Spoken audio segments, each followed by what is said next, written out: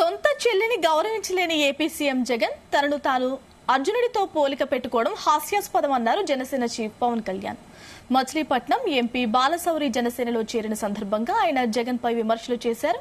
సొంత చిన్నాలను నిర్దాక్షిణంగా చంపిన వ్యక్తులు జగన్ చుట్టూ ఉన్నారని అన్నారు.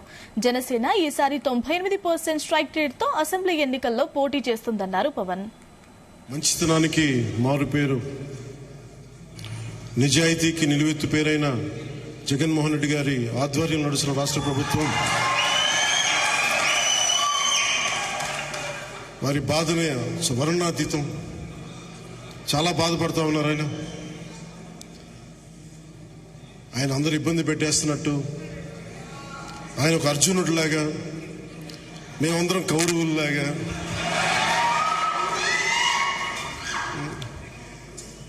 ప్రజలే గాంధీవని, ప్రజల ఆయుధాలని, ప్రజలే శ్రీకృష్ణుడు, ఇట్లా కూర్చోబెట్టి మాట్లాడుతున్నా చాలా ఆశ్చర్యంగా ఉంటుంది. ఏ రోజున కూడా నేను జగన్ గారిని అర్జునుడు ద్రౌపదిని కౌరవులు నిండు సభలో అవమానం చేశారు. నిండు సభలు కౌరవులు. అర్జునుడు తనకి ఆడపడుచును ఎప్పుడు రక్షించాడు కానీ ఎప్పుడు తోలునాడలేదు. జగన్ అర్జునుడిగా పోల్చుకోవడం చాలా హాస్యాస్పదంగా ఉంటుంది. నాకు సొంత చెల్లెల్ని షర్మిల గారిని అత్యంత నీచంగా మాట్లాడుతూ ఉంటే ఎంకరేజ్ చేసే వ్యక్తి అతను అర్జునుడితో పోల్చుకుంటున్నాడు.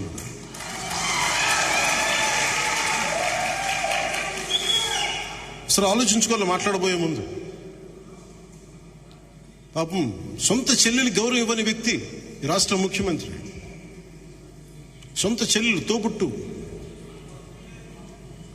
సొంత చిన్నాయన్ని నిర్దాక్షిణ్యంగా చంపేశారు. వాళ్ళని వెనకేసుకొచ్చే వ్యక్తి.